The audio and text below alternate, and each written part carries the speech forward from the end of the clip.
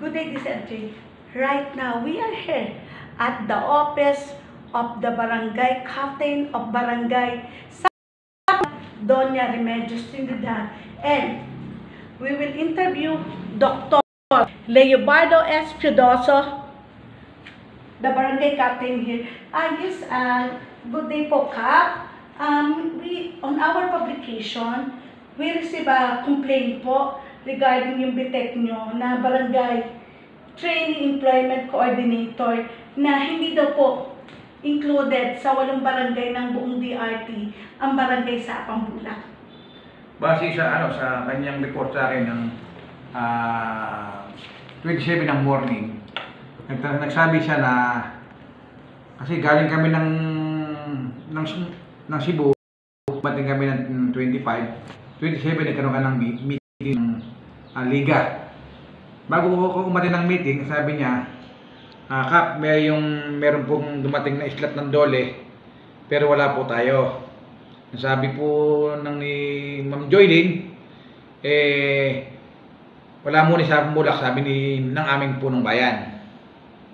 Ngayon, bumaba ako ng munisipyo at umatin ako ng aming Liga meeting ng Liga ng mga barangay, kung saan tinalakay namin dun yung tupad. Pinatawag namin si Joylyn, at nung nagtanong ako kay Joylyn kung bakit hindi kasama yung sa Pambulak, hindi siya kumibo. Pero alam ko, sabi ng aming BTEC, siya daw ang nagpahati sa 7 na barangay, hindi sinami amin. Pero nung siya ay tinanong ko uli kung ilang barangay hinati, sabi rin ni Mayor, 7. Kaya nasa minute aming liga na hiniling ko sa aming tagapangulo ng Hapag, pangulo ng Liga ng mga Barangay, si Kapitan Bernabe, na akitin si Mayor sa kanyang opisina at liwanagin na dapat lahat ng barangay wag ibigyan ng islat, wag naman personalin yung barangay ng sa Pambulak o kalaban sa politika. So, kayo po ay magiging contender niya coming election. Yun ang lumalabas na maglalaban kami pagka-mayor. Kaya siguro naapektuhan na yung aming barangay. Yung mga constituent niyo po sa barangay sa Pambulak. Dati pagka nag-eleksyon, laging nasasabi ng mga mamayan, yung mga lalo-lalo na yung mga senior citizen, pag kami hindi bumoto o wala raw silang na matanggap na allowance. Kaya takot na hindi sumunod sa pamamahala ng punong bayan kasi takot silang mawala ng benepisyong galing sa gobyerno. So, kumbaga po parang ngayon pa lang ay matindi na yung political harassment sa mga residente nyo dito.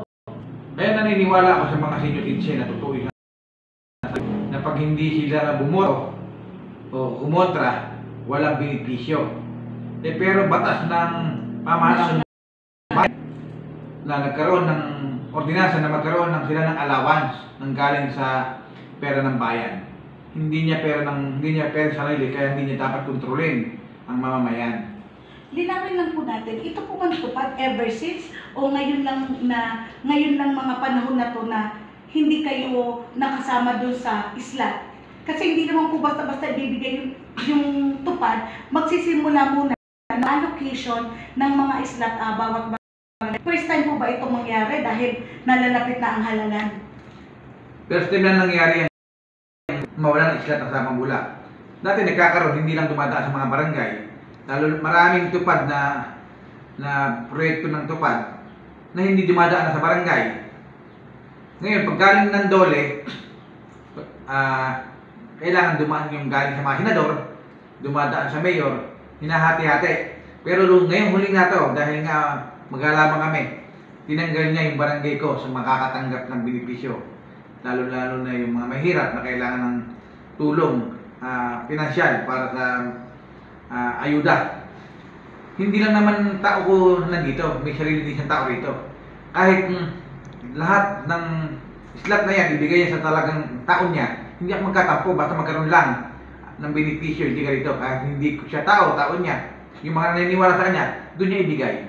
Napag-alaman din po ng aming tanggapan na kayo po ay formal na nag-email kay Secretary Ledesma Nandole dahil nga dito sa insidente ito na hindi pagsasama sa inyo ng islat ng tupad. Tama po ba?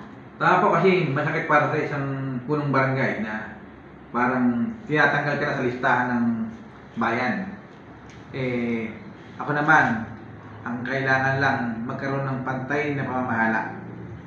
Magkaroon, kalabang kakampi, mayaman mahirap, galing sa gobyerno, enjoyin ang benepisyong galing sa nasyonal. Na ibaba sa mamamayan. Ibaba sa mamamayan. Kaya, meron pa nga kaming lumaban pa kami ng local good governance, mabuting pamamahala. Asan ang mabuting pamamahala dyan? Ba't kami lumaban pa dyan? Kung meron siyang itinatangi at meron dapat tanggalin at na may personal at namumulitika. Yung ba'y mabuting pamamahala? Kaya po kayo ay dumulog na kay Secretary Benny Ledesma. Dumulog, tinignan ko kung mag-response, kung may karapatan ba. Karapatan ang mahirap magreklamo, kung sasagot ba ang mga ahensyang sumasaklaw dito. Okay po. Maraming salamat po, Barangay Captain Piodoso, sa paglilinaw na talagang hindi pa nabababa itong tupad. Yung mga islat ay sa GC nung nakarating sa aming impormasyon ng inyong bitek ay pinakita niya po na wala, hindi kayo kasali itong barangay nyo. 7 lang po yung nabigyan. Yun ang report na aking bitek na sa GC. Sinend na yung mga islat ng mga bawat barangay, kami lang wala. Ang gusto ko lang, hindi na maulit to. Yung magkaroon ng discrimination, yung kalabang kampe.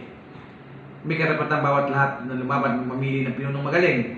Yung mahusay na pinuno na anumang oras pwede mo lapitan at manunungkulan, mayaman mahirap, kalabang kampe, pamamahalaan. Walang diskriminasyon. Dapat wala. Ang baka ng bayan. Equal dapat. Okay po, maraming salamat po at umasa po kayo na tututukan po namin itong tupad case nyo dito na kung ano man ang magiging tupad. At informed din po sa amin kung sumagot na sa inyo si Secretary Ledesma na hindi kayo kasali for the first time na maghahalalan dito sa tupad sa inyong bayan, Doña Remedios Trinidad, partikular ang inyong sa Pambula.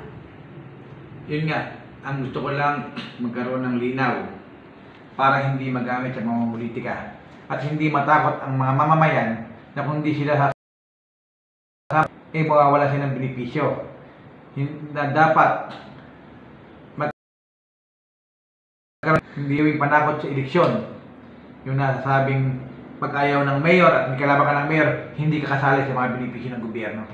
Kumaga po, ito na din po ay magiging awakening call sa mga residente nyo dito na yung opportunity from a national government ay maibaba sa inyong from the grassroots, sa inyong mga constituent at particular sa buong mamamayan ng Doña Remedios Trinidad. Tama po ba? Tama po yun. Yung malinawan sila na kahit hindi ka kumampi sa nakaupo, meron ka. Makakatiyak po kayo na kukunin din po natin ang panig ng sino po yun? Anong peso manager dito sa inyong bayan na si Kainin Sebran. Okay po. Maraming po salamat. Maraming salamat po. Punong Barangay, Dr. Leobardo S. Piodoso. Ngayon ay personal nating tinungo ang bayan ng Doña Remedios Trinidad kaugnay nga dito sa complaint na nakarating mismo sa kanilang barangay captain na mula sa GC ng mga bitek ay hindi nakasama ang kanilang barangay. Ito po ay isang paglilinaw at kukunin din natin ang pahayag ng peso manager ng bayan ng DRT.